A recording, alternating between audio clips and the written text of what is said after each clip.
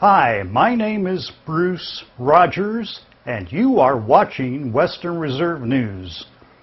You are about to watch a review of last week's public meetings, taped and posted on Western Reserve News. You'll be watching highlights of those meetings. So sit back, enjoy, and have a good day. Thank you very much. This is the week of August 10th, and on Monday, Western Reserve News was at Perry Township and at Goshen Township. On Tuesday, Western Reserve News was at the Columbiana Board of Education meeting. And on Wednesday, Western Reserve News was at the Lisbon Board of Education meeting. Here we go. On Wednesday, Western Reserve News visited Lisbon Exempted Village Schools, and Superintendent Joseph Sitke reviewed the summer events at Lisbon Exempted. Just kind of a review of what we've done over the summer staff-wise. We hired a new guidance counselor at the high school. We hired a new band director at the high school. We hired a new preschool teacher at the elementary. Today we hired a new transportation coordinator, and we hired and last month we hired a new director of technology here in the district. We did not replace 3 staff members in Lee Bell, Sue Sterling, both to retirement purposes, and Lindsay Seacrest, intervention specialist at the junior high. That position was absorbed. But through that, our special education department has undergone some changes. Lynn Beach, who was at the junior high, is now at McKinley. Christy Cox, who was at McKinley, is now at the junior high. And Karen Nyardi, who was at the high school, is now at the junior high. So we've done some shuffling at the special ed department. We've also moved some people around. Mac Winery is going to teach 4th grade this year and work with some STEM at the elementary building. And Tiffany Lehman is going from preschool to 2nd grade. So, as we are 2 weeks out from starting school, we have just wanted to remind you of all the hires that we've done over the past couple months. Just a few academic supplementals to take care of, but we're ready. And we got key people in good position, young people with a year under their belt that now can look back on last year with any of the trials and tribulations that they might have had as we move forward to this year. So I expect nothing but good things. Elementary Principal Dan Kamatz tells of changes to getting to school. As far as I know, and in years past, this is the first time we're not going to have any parents drop off kids on the street. They're going to drop them off in the parking lot at the cafeteria door in the morning. Okay, so we're going to... And then they'll be able to go out the back and exit either way. Okay, so we're going to run cars. We're going to run parent... We're not running buses through there. We're running cars. We're going to run cars. We're going to run cars through it. Yep. We'll see how that goes, and if we like it... I hope it goes great. I anticipate it going very well. It's going to be a little bit of a change or a learning curve, sure. but we are going to utilize it. I think it's going to be... all-call or something to let people know? Going to do a number of things. We're going to do an all-call. We're going to have a flyer at open house. We're going to put it on the website. So it'll be a number of different places for us to get that word out, yes. Thank you. Athletic Director Jacob Walgate provides a rundown on Lisbon sports. All right. Athletically, we started with our fall sports. Our teams are up and practicing. Everything's going well there. We had our OHSA mandatory parent meeting last night. Very well attended. I was very happy with the response we got from the parents coming out to show support for the kids and being there and listening to what the coaches had to say. A few changes we have for the upcoming year that affect us. The OHSA has made some changes. In June, they released their initial numbers of the divisions for all sports. They have since pulled that, and they are now reshuffling everything. So we do not know what division we would be in for football and volleyball for the fall sports, because we're the smaller divisions. There's less in cross country and golf, so we know where we'll stand there. So we're waiting for those new numbers to come out. They were to be released yesterday. Since I'm telling you this, they obviously were not. Now they're scheduled to be released Friday. So we are looking forward to seeing those. What they said they were doing was taking out community school students and STEM school students from the count because they put them in. Now they say they're taking them out. Now the latest rumor I've heard is they were going back to what they did last year. Just where the divisions were last year, plugging in your new numbers. If that sticks by Friday, I'm not sure, but we're anxiously looking forward to that to see where our volleyball and football team will be placed. ITCL changes, just like in the spring, we'll be competing in 3 tiers. We're with Columbiana, Latonia, Southern, and Wellsville, so those are the 4 teams that we'll see more on our schedules, and then we'll have a one-time meeting with the other schools. Football change.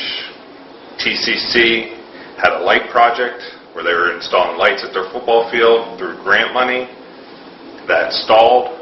So our game that was scheduled for Thursday, August 27th, has now been moved to Saturday, August 29th, and we are playing at Dover's Crater Stadium.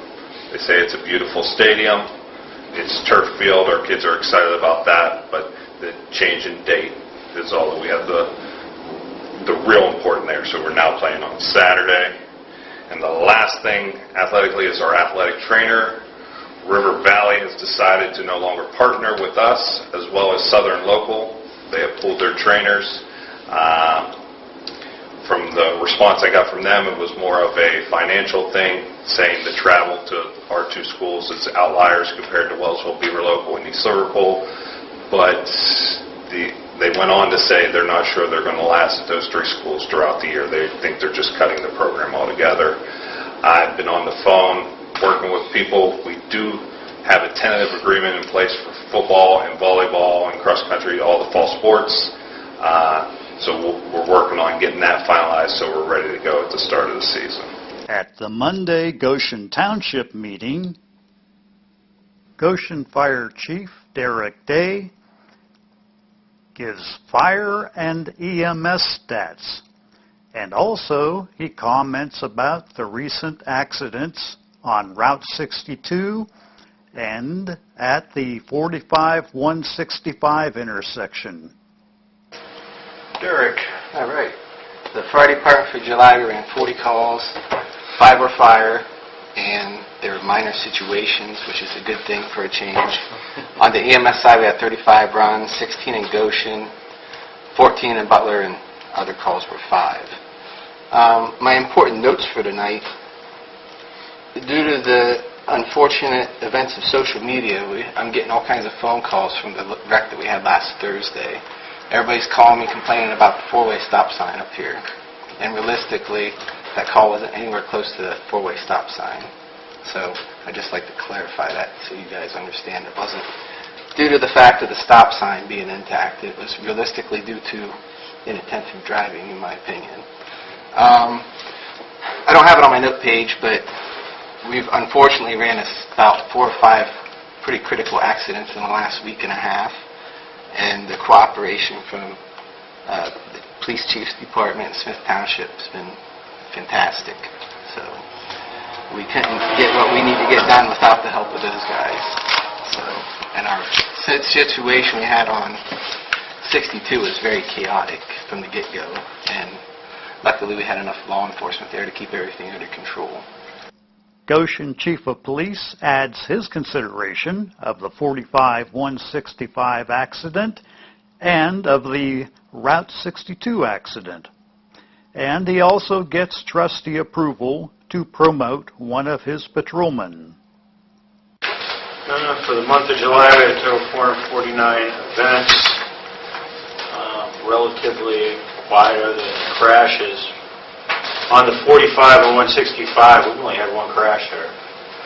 So, and I think we've only maybe issued 1 or 2 tickets. So, for the problem that everybody thought it was going to be so far, it hasn't. So hopefully that continues. But it seems to be working. Everybody stopped. I sit up there. BOC sits out there, takes their lunch, and tries to see who can rest. But we haven't had it yet, so. I need the trustees to approve. It's that time again for our Mahoning County, Trumbull County local government mutual aid contract. It's just simple. It's just a mutual aid agreement that we've had before, where we almost every township in the county, as well as Trumbull from each way, and that way we need them, they come, we need them, or if they need us, we go. And the last thing that I have is, I ain't going to say nothing bad about it. Move Detective Reagan up to the position of corporal, starting, be on his pay at $16.90. Kevin has been detective, and this weekend we had an incident where he got to show that he's ready to be a supervisor. So, request that he be moved up to corporal with Lieutenant Brett leaving. That does leave a position for a supervisor, and I feel Kevin can step in and do that. I'll make a motion that we move Officer Reagan to corporal's position. I'll second the motion. Roll call, Mr. Hyman. Yes. Mr. Beeson. Yes. Mr. McCracken. Yes. An electrical recycling drive is coming up in Goshen Township. Paul? All I have is coming up in a few weeks, September 19th is our big recycling day of the year, Customer Appreciation Day, and we have free refreshments. It'll be a scrap tire drive and electronics drive. The thing goes from 9 to 3. The electronics drive just goes from 9 a.m. to noon.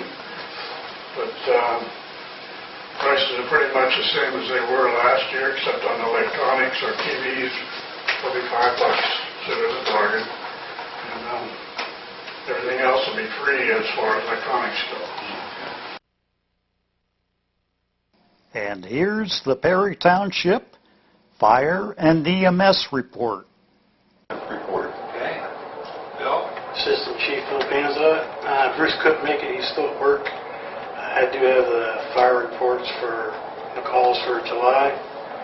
There was a total of 16. We had 6 medical, 2 MVAs, 1 fire other, smoke or burning complaint, 6 assistant calls, and 1 false alarm. Problems with dirt biking in Perry Township.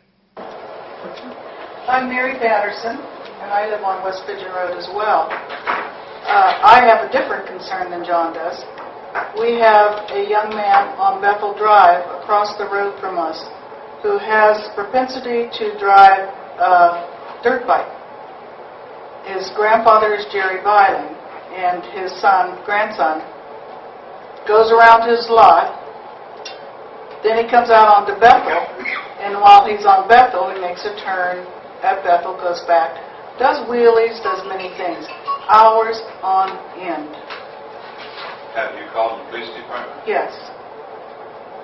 And they haven't been out or haven't been out? They've gone by. I've seen them myself going by, but I guess having to catch them in the action, I'm concerned with the noise of having a dirt bike, which is not legal, street legal, or road legal for that matter, and they're riding it at leisure. It's a leisure thing, and they like speed.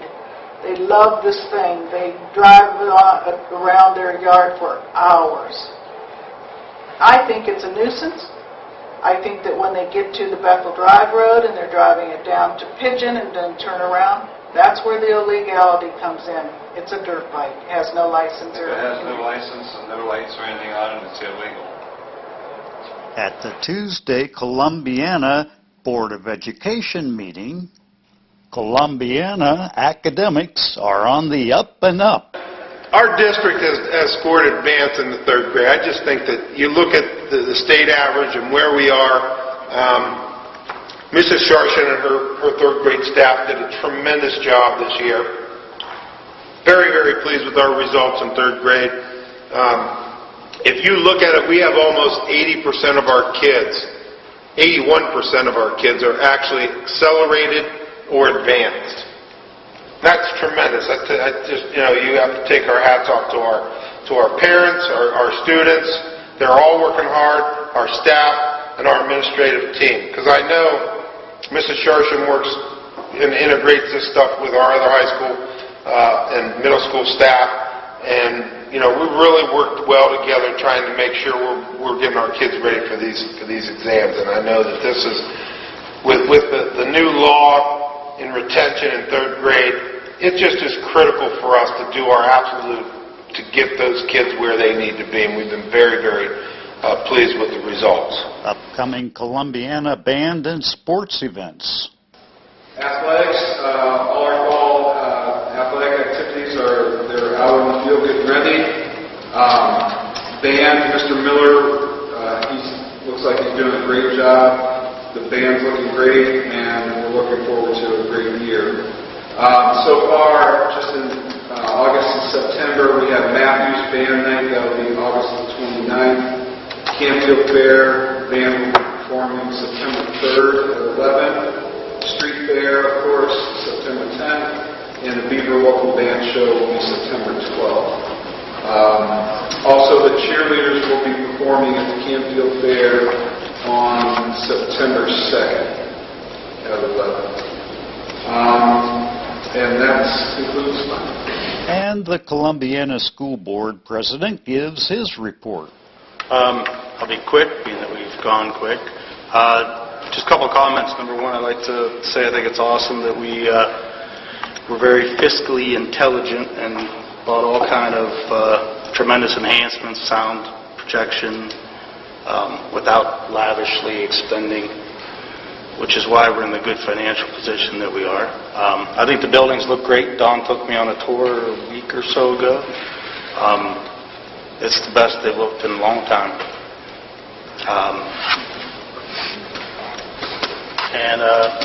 Last comment, is our reading proficiency is obviously top-notch, as all of our scores have been, and I think it's also great to mention the AP students that keep banging out those fives are very impressive.